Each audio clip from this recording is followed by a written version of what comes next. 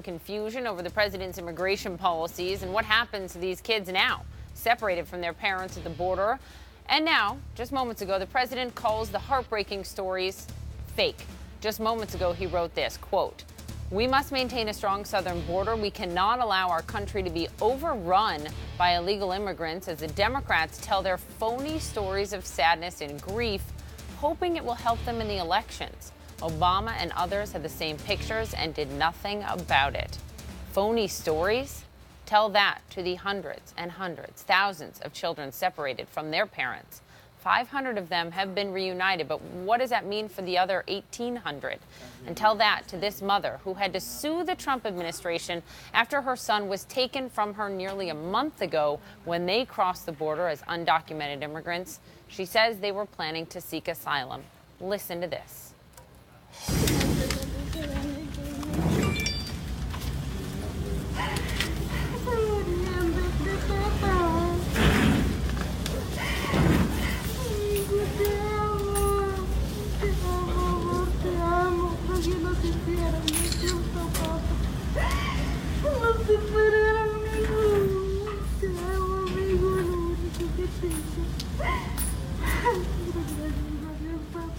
That is very real. Abby Phillip is at the White House with more this morning. Good morning, Abby. Well, good morning, Poppy. That's exactly right. Despite what the president and now it seems the White House is saying, characterizing some of these stories as fake, we know, according to the Trump administration, that there are, in fact, 2,300 children who were separated from their families over the last 6 weeks. That's a very high number that increased dramatically because of the zero tolerance policy. And the president calling them phony. Now, Sarah Huckabee Sanders, the White House press secretary, just tweeted moments ago that it's shameful the Democrats are using a photo of a young girl that was on Time magazine to exploit her to advance their agenda. The White House seeming to try to change the subject from what has been a lot of questions in the last 48 hours about how exactly they are going to implement the president's own executive order that calls for the separation practice to end. How are these parents and these children going to be reunited? Does the administration even know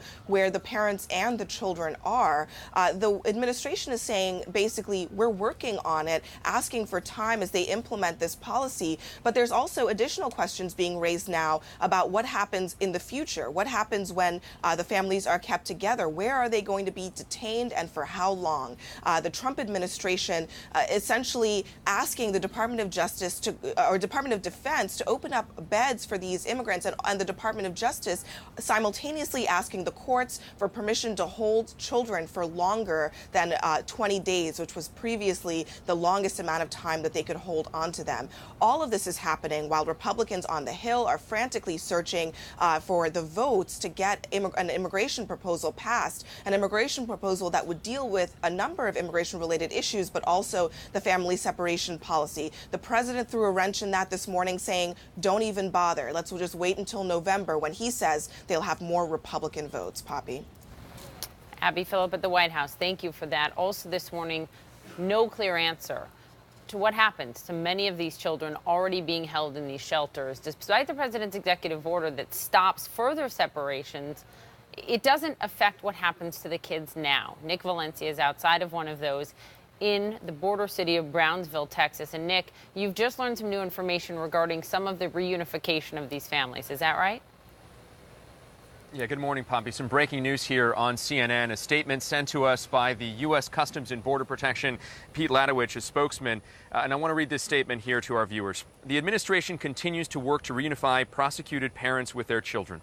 U.S. Customs and Border Protection has unified approximately 500 children, over 15%, they say, with their parents who had been referred for prosecution for illegal entry.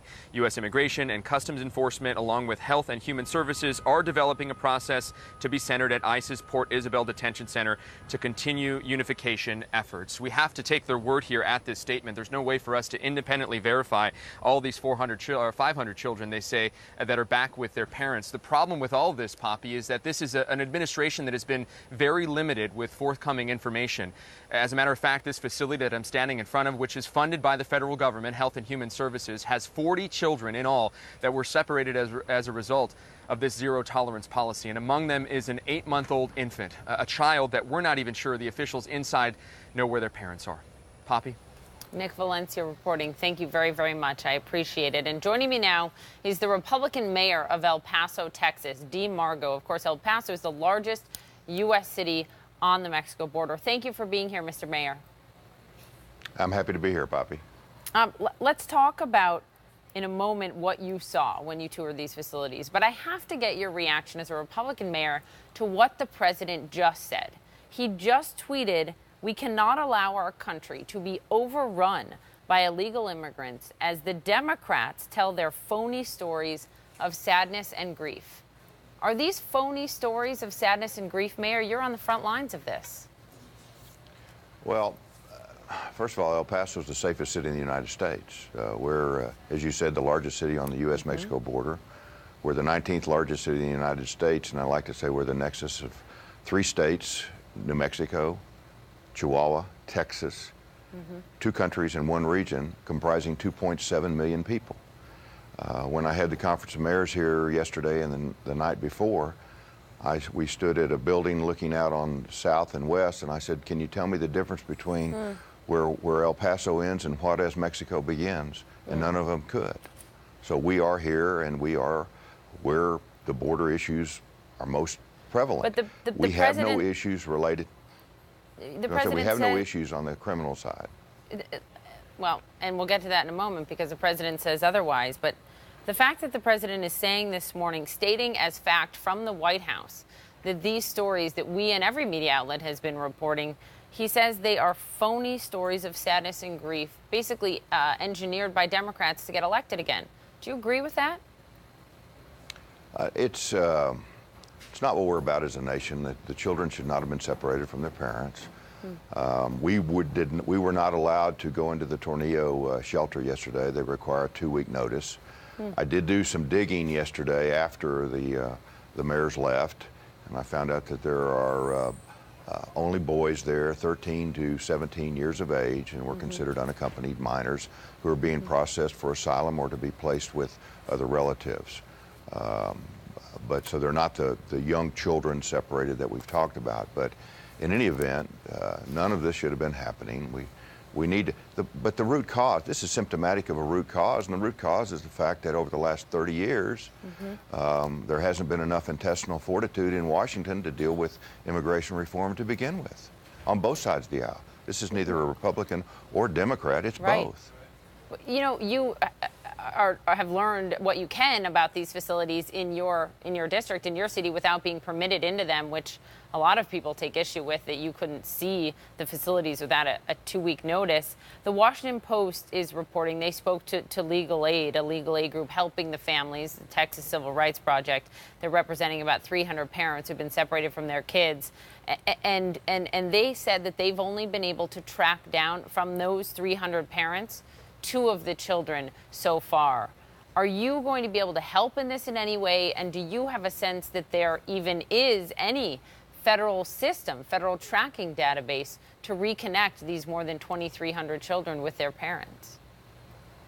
Well, what I did discover yesterday, or what I was informed in the little bit of due diligence I did, was that, first of all, in some cases, if the parents have been jailed, it's going to be kind of hard to reunite the children with their parents.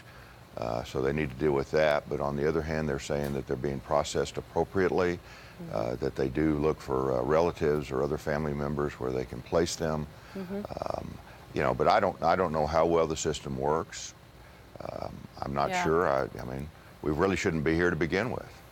You know, I just want you to listen to what the president said earlier this week. 2 things he said about these immigrants that certainly struck us. Listen. Mexico is doing nothing for us except taking our money and sending us drugs. They're not sending their finest, that I can tell you. And we're sending them the hell back. As the mayor of the largest border town, is that what you're seeing from Mexico, a country that only sends, in the president's words, drugs and takes our money? No, that heated rhetoric is not applicable to El Paso or what I observe here. We're a community of we're one binational, bilingual, bicultural community for over 400 years. We have families on both sides. Commerce takes place on both sides. For every 4 jobs in the maquila manufacturing facilities in Juarez, Mexico, there's 1 job here in El Paso. We have 50,000 employed because of our relationship with Mexico. So I have a hard time with some of that rhetoric. We're over 80% Hispanic. My great-great-grandmother came from Mexico. My great-grandmother came from Mexico. And my grandfather didn't speak English till he was 18. We are a true regional, bicultural community. This is where people, if they want to talk from Washington about the border and about Mexico, they need to come down here. But one other thing I'd like to throw in, the rhetoric on the wall is ridiculous. It's not helpful.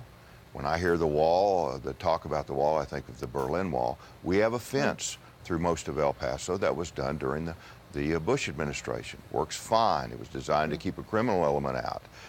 It wasn't so much for the migration as it was the criminal element. We had car thefts and things like that. But it's a see-through. You can see through. It works. It's fine. But most of Texas, from a border standpoint, is private land. So they're not going to be able to do what they think they're going to do. There are places that there ought to be. We do need to protect our borders. We are a sovereign nation, and Mexico needs to do more to build up their middle class and their economy so that their residents aren't trying to come here.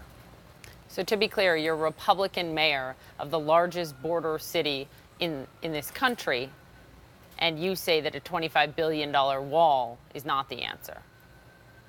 No, it won't work. It won't work completely, but there are places that they ought to build fence to control our border, but no, a wall isn't going to work, nor is the rhetoric associated with it helpful.